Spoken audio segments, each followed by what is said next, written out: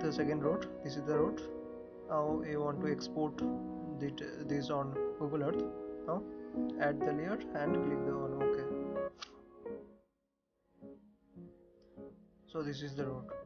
So by this process you can export any kinds of save files into KML file. So thank you.